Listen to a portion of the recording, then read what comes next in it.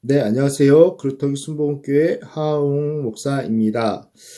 네, 여러분, 오늘 주제는 신학이란 무엇인가에 대해서 우리가 간략하게 보도록 하겠습니다.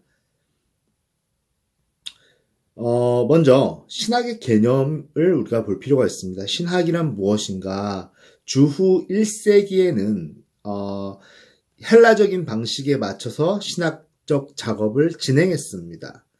그리고 이것은 오랫동안 하나님에 관한 것, 신론에 관한 것, 혹시 삼위일체 혹은 삼위일체론에 관하여서만 신학이라는 개념이 해당되었습니다. 중세에 이르러서는 신학이라는 용어는 하나님에 관한 지식에 초점을 맞춘 하나의 단위라고 통합된 학문을 지칭하는 것으로 그 의미가 확대됨으로써 내용적으로 조직신학과 동일시되었습니다. 물론 실천적인 성격도 신학의 실천적인 성격도 여전히 강조되었죠. 그리고 17세기 말엽 이후에 신학은 하나의 통합된 실천적인 학문이 아니라 세분되는 여러 다양한 신학 분과들의 총체로 새롭게 이해되기에 이릅니다.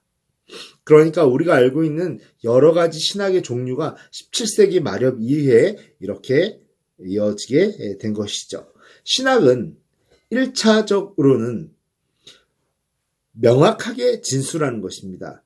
교리를 명확하게 진술하는 것.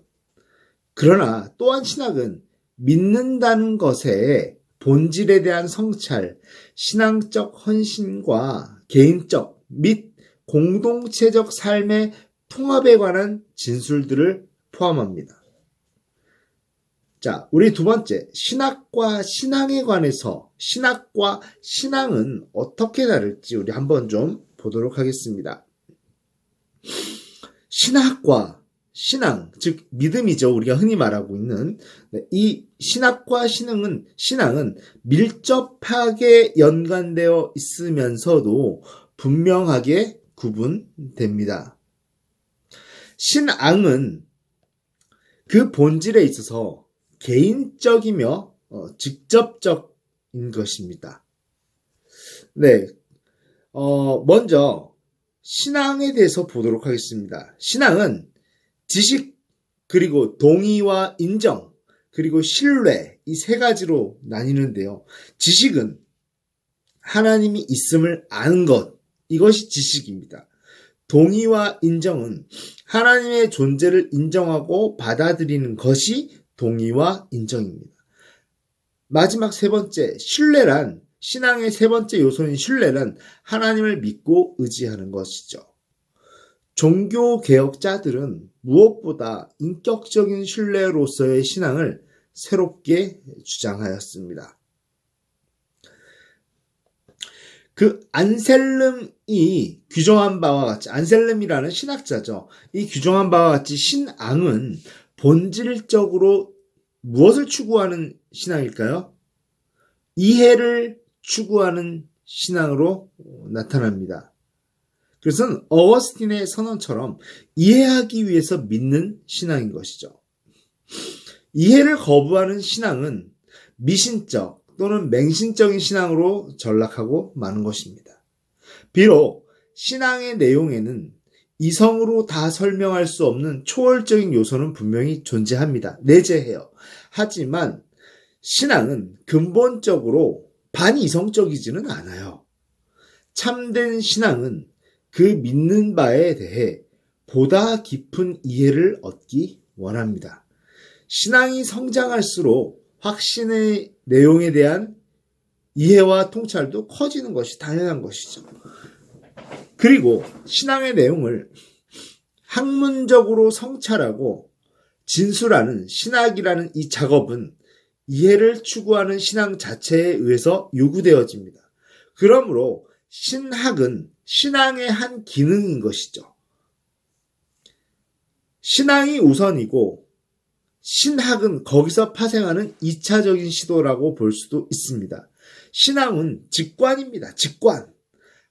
확신의 기본 성격을 갖는 반면 신학은 신앙의 내용을 새롭게 성찰하고 체계화함에 있어서 그 전제와 인식 방법, 과정 및 결과 등에 대해 분명히 설명할 수 있는 것입니다. 그래야 하는 것이고요. 따라서 막연한 주장과 선포를 넘어서는 이 학문적인 비판과 논쟁이 가능해지는 것입니다. 올바른 신학은 신앙의 깊은 이해에 기여합니다. 신학자들은 그들의 사고 능력을 사용하여 신앙에 봉사하도록 요청받은 사람들이에요. 자신의 지적인 능력을 활용하는 교회의 종들인 것이죠. 자, 이제는 우리가 신학의 구성 요소를 먼저 보겠습니다. 신학의 구성 요소는 무엇일까요? 바로 성경과 상황입니다. 신학은 성경과 상황이라는 이 긴장 속에서 신학적 작업은 진행되는 것입니다. 뭐라고요? 성경과 상황. 영원 불변한 하나님의 말씀으로서의 성경은 신학의 유일한 텍스트이며 원천입니다. 성경의 진리는 절대적이며 시간 초월적입니다. 솔라 스크립트라, 오직 성경으로라는 이 종교개혁의 주요 모토는 이 진리를 또 확고히 해주고 있습니다. 그러나 신학이 성경의 단순한 반복에 국한될 수 없는 이유는 즉 컨텍스트인 이 상황이 계속적으로 변화되기 때문입니다. 그렇기 때문에 이 상황에 맞추어서 우리도 신학적 사고가 변화되어야 되는 것이죠. 신학은 여기와 지금이라는 이 상황 속, 여기와 지금이라는 상황 속에서 성경의 텍스트에 기초하여 시대와 대화해야 하는 상황적인 학문입니다. 상황적인 학문이에요. 따라서 신학은 변화해야 하고 변화되는 것입니다. 불변하는 하나님의 말씀과는 달리 그 어떤 신학 사상이나 체계도 절대적일 수 없습니다. 신학은 인간 문화의 상황 속에서 이루어집니다. 신학은 동일 주제를 다루는 문화의 다른 분야에서 발견된 자료의 성경의 가르침을 연결시켜야 됩니다. 신학은 시대적입니다. 시간 초월적인 성경의 진리를 동시대, 그들이 살고 있는 동시대 사람들이 이해할 수 있는 형태로 재구성해야 하는 과제가 주어지는 것이죠. 신학을 한다라는 것, 이 신학함에 있어서 고려되어야 하는 다른 핵심적인 요소는 전통입니다. 전통. 기독교 역사 속에서 이 전통이라는 교회의 요소는 풍성합니다. 여기서 중요한 것은 신조 또는 신경, 사도신경 할 때 뭐 그런 신경입니다. 신경인데요. 이것은 기독교 신앙의 기본적인 내용에 대한 공적이며 권위적인 진술들을 담고 있습니다. 이 신조들이 생성되어야 했던 두 가지 긴급한 이유는 잘못된 해석, 즉 이단에 대한 신앙의 방어와 가르침의 필요성과 그 다음에 침례 시행 시의 개인적인 신앙 고백의 필요성 때문인 것이죠. 이러한 침례 신조들로부터 나온 가장 중요한, 그러니까 신조라는 것은 고백입니다. 침례할 때의 고백. 이 침례 신조들로부터 나온 중요한 신조는 사도신경인 것인데 4세기의 전설에 따르면 사도들이 흩어지기 전에 예루살렘에서 이 신조를 만들었다고 전해지기도 하는데요. 이것을 사실로 인정하기는 어렵습니다. 그러나 상관없이 교회가 사도들로부터 받은 이 기독교 신앙의 주요 개념들을 충실히 제시하고 있다는 점에서 사도신경은 매우 사도적이라고 할 수 있습니다. 그리고 신조, 사도신경과 같은 이 신조 등을 통해 대변되는 전통의 권위는 개신교적 입장에서 볼 때 성경의 권위 아래에 있습니다. 전통은 그 자체로서 권위가 있는 것이 아니라 그것이 성경에 대한 올바른 해석일 때 그때 권위를 가질 수 있는 것이죠. 전통은 그 당시 교회가 소유하고 있던 지식의 빛 아래서 성경 진리를 뭐 한 것일까요? 진술한 것이 바로 신학이라고 할 수 있습니다. 전통이라는 것이죠.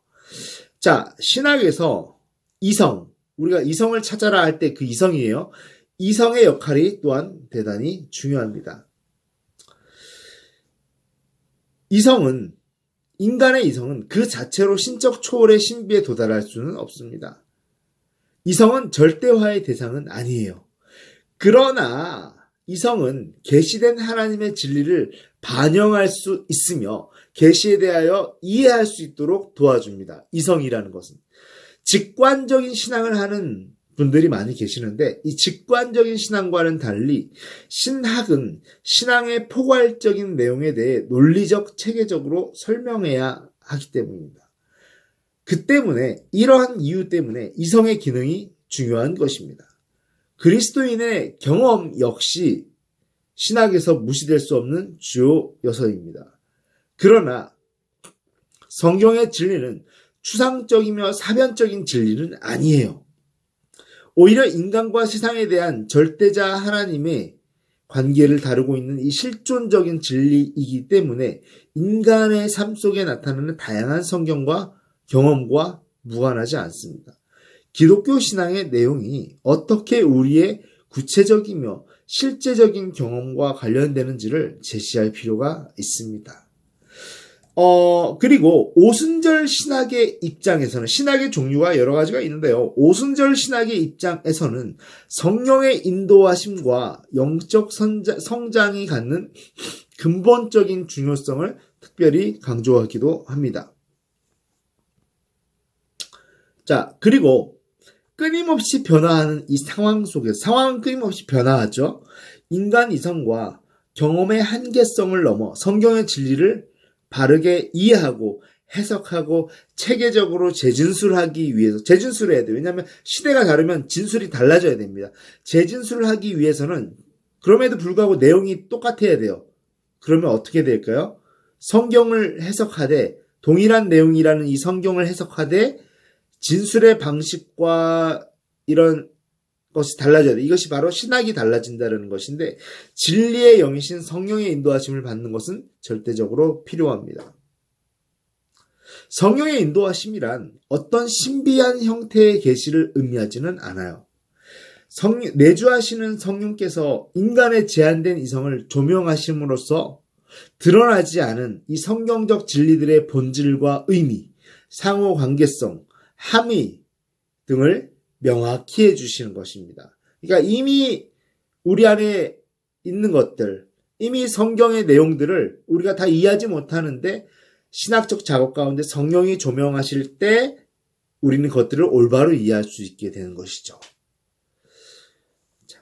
그리고 영적 체험의 성장은 하나님의 진리에 대한 사랑과 이해를 증폭시키며 그리고 신학적 작업에도 깊이를 더하기도 합니다. 신학의 기능은 무엇이 있을까요? 첫째, 명확하게 한다. 둘째, 통합하게 한다. 셋째, 바르게 한다. 넷째, 널리 알린다. 다섯째, 우리에게 그 시대의 혼란스러운 사상의 영역에 들어가도록 그 시대에 하나님이 원하시는 진리를 찾는 일로 교회에 도전을 제시합니다. 이렇게 명확하게 하고 통합하게 하고 바르게 하고 널리 알리며 도전하는 기능이 바로 신학의 기능이라는 것입니다. 그리고 마지막 이제 신학을 분류해 보고자 합니다. 먼저 시대에 따른 분류가 있을 수 있고요. 둘째는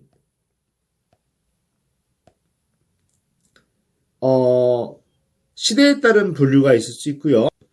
그리고 체계에 따른 분류가 있을 수 있습니다.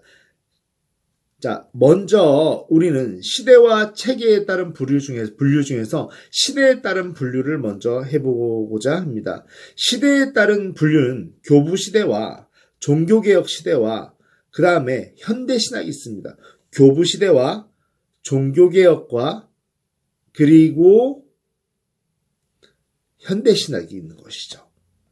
먼저 교부 시대란 주후 100년부터 요한계시록이 완성된 그 이후로부터 주후 451년인 칼게톤 공회까지를 가리키는데 이 공회는 특별히 예수 그리스도의 정체성에 관해, 그러니까 예수 그리스도는 정말 누구냐? 완전한 인간이냐? 아니면 완전한 하나님이냐? 아니면 완전한 인간이면서 하나님이냐라는 그리스도의 정체성에 관해서 기독교적 사고를 정립하는데 중요한 초석을 놓고 온 혼신을 다했던 시대가 바로 교부 시대입니다. 자, 그 다음에 신학의 분류로서, 시대에 따른 분류로서 두 번째는 중세시대인 것이죠. 중세신학은 451년에 칼게톤 공회로부터 주후 1500년까지 대략 1000년 동안의 기간을 포함하는 이 기간의 신학을 연구하는 것이 바로 중세신학입니다. 스콜라 신학, 즉 학교 신학이라고 칭하기도 합니다. 왜냐하면 계시적 진리를 철학적 방법으로 이해하려 했던 신학운동이 학교나 대학을 중심으로 발전되었기 때문인 것이죠. 자, 시대에 따른 신학의 분류, 교부신학과 중세신학, 그리고 이제는 종교개혁 신학입니다. 바로 16세기 종교개혁자들에 의해 제시된 새로운 신학적 이해를 연구하는 신학인 것이죠. 이 기간 동안은 16세기 종교개혁 신학 을 이해하는 이 종교개혁 신학이 이루어진 기간 동안에는 특정한 신학적 주제들이 뜨거운 쟁점에 있었는데요.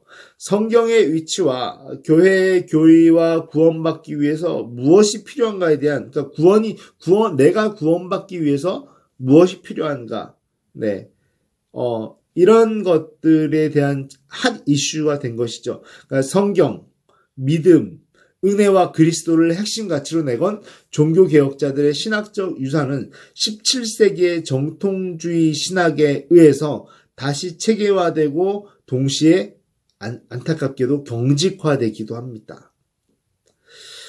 그리고 이제 현대 신학이 있습니다. 교부신학, 중세신학, 종교개혁신학, 그 다음에 현대신학이 있습니다.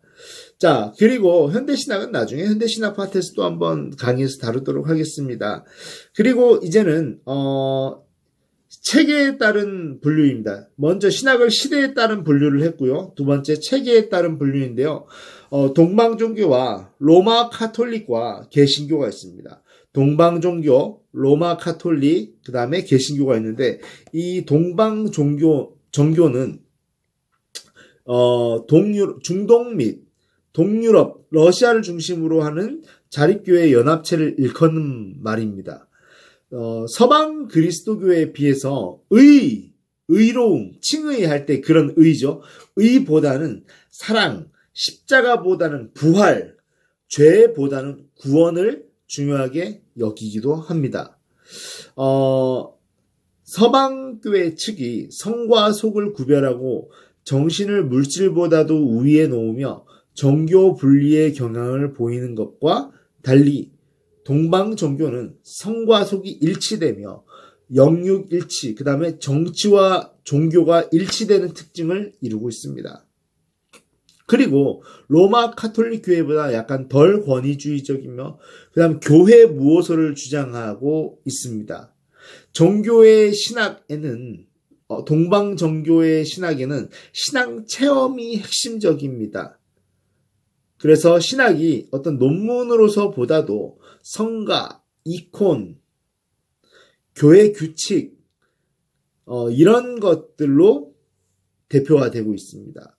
그리고 동방정교회에서는 성가를 부를 때 악기를 전혀 쓰지 않는 경향이 있고요. 그 다음에 신자는 이콘에 그려져 있는 내용을 숭배하기도 합니다. 이런 특징을 보이고 있고요. 그리고 체계에 따른 분류 두 번째로서 로마 카톨릭이 있습니다. 교황의 수익권을 중심으로 하죠. 교황을 정점으로 합니다.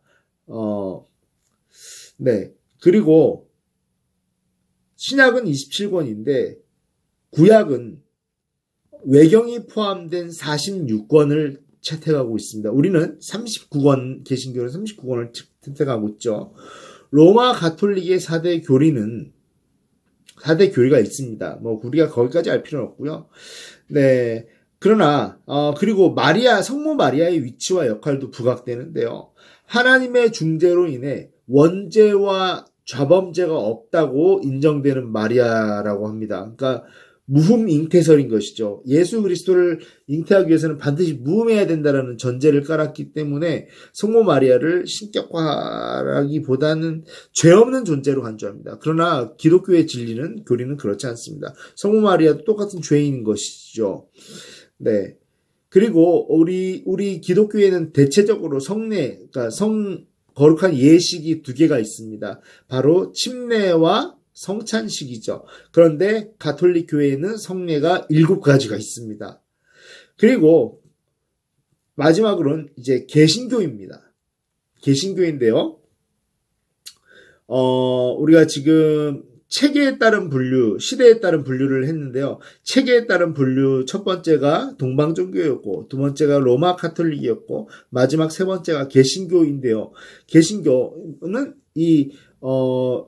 루터교, 로마 카톨릭에서 분리해 나간 루터교, 장로교, 감리교, 성결교, 침례교, 순복음 교단 등 여러 기독교 종파를 두루 일컫는 말입니다. 이 종교 개혁자들의 사상을 5가지, 즉 5가지 솔라가 뭐냐면 오직이라는 뜻이에요. 오직. 이 5가지 솔라를 통해서 요약될 수 있습니다. 뭘까요? 오직 성경으로. 그런데 성경 안에 성령을 가두어두는 위험도 있을 수 있겠죠. 그리고 오직 그리스도. 성령이 소외될 위험도 있겠죠. 그리고 오직 은혜로. 네. 그리고 오직 믿음으로. 그리고 오직 하나님께만 영광이라는 표현들입니다. 개신교의 첫 번째 주자는 칼빈주의입니다. 하나님의 절대 주권 사상을 대표하고 있는데요. 그래서 이 하나님의 절대 주권 사상을 툴립이라고 합니다. TULIP라는 것인데, 툴립. 기억하십시오. 툴립. 하나님의 절대 주권 사상으로서 툴립이라는 건데요. 첫째는 total depravity라고 그래가지고 전적 타락입니다. 전적 타락. 두 번째는 U겠죠. unconditional election. 무조건적 선택입니다. 세 번째는 limited atonement. 제한 속죄인 겁니다. 하나님이 구원받은 사람들만을 위해서 정해놓고 그들을 위해서 죽었다라는 것이 바로 제한 속죄인 것이죠. 네 번째는 뭐냐면요. 툴립의 I겠죠. 네. irresistible, 그러니까는 저항할 수 없는 grace, irresistible grace, 불가항력적 은혜라는 것입니다. 그리고 5번째가 P, 네. perseverance of saints, 그러니까 성도의 견인인 것이죠. 견인인 것. 그러니까 어떤 경우에도 자유의지에도 불구하고 배교에도 불구하고 반드시 구원을 이루신다라는 하나님의 절대 주권 사상이 있습니다. 물론 여기에 저는 다 동의하지는 않습니다. 그리고 두 번째, 개신교의 이 분파 중에 하나는 칼빈주의와 쌍벽을 이루는 알미니안주의인 것입니다. 칼빈의 예정설에 대해서 자유의지적인 반동으로 17세기 초에 시작된 신학운동인 것이죠. 첫 번째, 하나님의 예지에 의한 제한된 구원을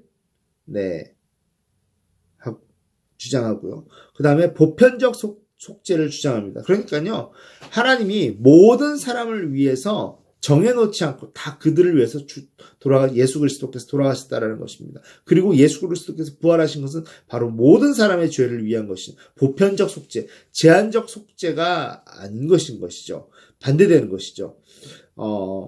예정설을 따르면 제한 속죄로 가겠지만 예정설을 따르지 않으면 보편적 속죄로 가게 되는 것이죠.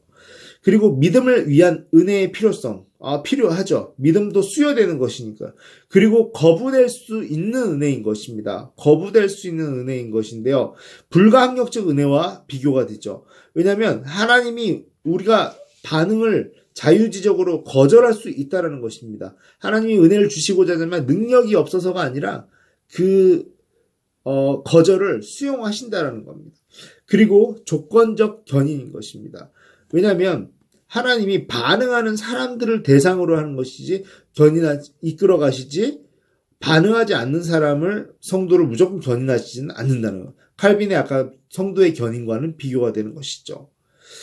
네. 그리고 이제는 이것이 바로 네덜란드 알미니안주의인데요. 웨슬리안 알미니안주의가 있습니다. 이것은 칼빈주의와 알미니안주의의 중간적 입장을 취하고 있어요.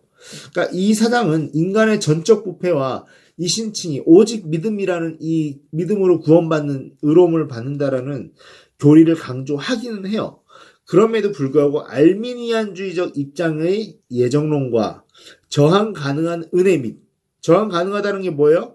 하나님의 은혜를 거절하면 하나님이 그걸 수용하신다는 겁니다. 그리고 믿는 자의 조건적 구원, 자유지적으로 반응하는 사람을 대상으로 구원하신다는 것을 주장하는 것이죠.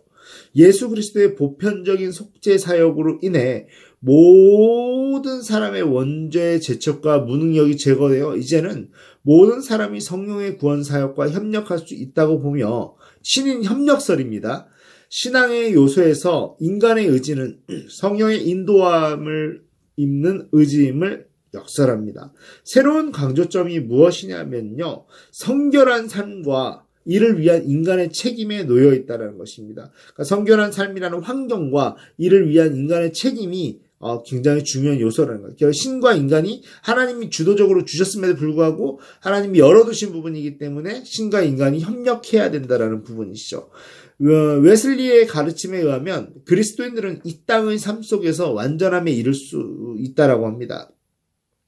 웨슬리안 알미니안주의는 전 세계적으로 점점 그 영향력이 확대되고 있는 바 오늘날 장로교 이외의 대부분이 복음주의적 교단은 이 입장을 따르고 있다라고 보면 될 거예요. 장로교만 오직 예정설을 택하고 있는 것 같아요. 폐쇄적이라고 저는 생각합니다. 그리고 복음주의라고 많이 얘기하는데요. 가끔 신앙적인 것은 복음주의지고 아주 저기한 것은 비복음주의적이다 이렇게 얘기를 하는데요. 그 말도 너무 함부로 쓰면 안 됩니다. 복음주의라는 용어는 왜냐하면 다양한 의미로 쓰이고 있기 때문입니다. 그것은 이단적인 것에 반하여 정통적인 것을 가리키기도 하고요. 또는 로마 카톨릭 교회적인 것에 반하여 개혁교회적인 것을 뜻하기도 합니다. 그리고 상대적인 개념으로서 현대적 또는 자유주의적인 것에 반하여 전통적 또는 보수적인 것을 나타내고 있기도 합니다. 넓은 의미의 복음주의는 18세기 대각성 운동으로부터 일어난 신앙 정통을 가리키는 반면 좁은 의미는 그 하부 그룹인 신복음주의자들에게 사용되는 명칭입니다. 제2차 세계대전 이후 신복음주의는 소위 근본주의와의 차별을 드러내려는 의도에서 사용되고 있기도 해요. 결국 복음주의라는 용어는 어느 한 교파나 신학 노선에 국한되지 않는 초교파적인 특징을 갖고 있습니다. 그리고 마지막 오순절주의가 이 개신교의 또 한 부분인데요. 20세기 초 미국에서 시작된 이 현대 오순절 운동은 전 세계적으로 가장 빠르게 확산되고 있는 기독교 운동이며 그 주요 특징은 성령 침례라는 회개 후에 특별한 신앙 체험을 모든 기독교인들이 추구해야 한다는 확신에 있습니다. 네. 그리고 신학의 분야는 먼저 성서 신학이 있고요. 역사 신학이 있고요. 그리고 조직 신학이 있는데 이 조직 신학이 이제 우리의 시작점이겠죠. 신앙의 성경적 진리를 체계적으로 정립하는 연구인 것입니다. 실천 신학이 있고요. 선교 신학이 있습니다. 자, 우리가 이제 마지막으로 볼 것이 뭐냐면 그러면 우리는 이제 이 역사 신학, 실천 신학, 이렇게 선교 신학, 성서 신학보다도 조직 신학이 무엇인가, 조직 신학이 그 중에서도 왜 중요한가, 조직 신학이 왜 중요한가를 보는 거예요. 성경 전체가 오늘날 우리에게 가르치고 있는 바가 무엇인가라는 물음에 답을 하기 위해서는 바로 조직 신학이 중요하게 등장하는 것이죠. 왜냐하면 조직 신학은 신학의 뼈대이기 때문입니다. 또한 신학 분야들 사이에 연동 벨트이기도 합니다. 조직 신학은 전체를 보는 유용한 틀을 제공할 뿐 아니라 구체적인 많은 유익을 줍니다. 우리의 잘못된 생각들을 교정할 수 있어요. 교리에 대해서 후에 제기될 수 있는 새로운 질문들에 대해 더 성숙한 결정들을 내릴 수 있게 됩니다. 우리는 그리스도인으로서 더욱 성장하는 일에 도움을 얻게 될 것입니다. 조직 신학의 내용들을 통해 더욱 바르게 배우게 되면 우리는 좀 더 성숙한 그리스도인들이 될 것입니다. 그리고 조직 신학은 교의학이라고도 불리기도 하는데요. 윤리학과는 상호 의존적이기도 합니다. 네, 여러분 이제부터는 우리가 다음 시간부터는 조직 신학이 왜 중요한지, 그다음에 조직 신학의 내용은 무엇인지, 신론과 뭐 인간론, 기독론, 그리스도론이죠. 구원론, 뭐 종말론, 교회론 등을 우리가 서술해 나가도록 하겠습니다. 여러분 수고하셨습니다.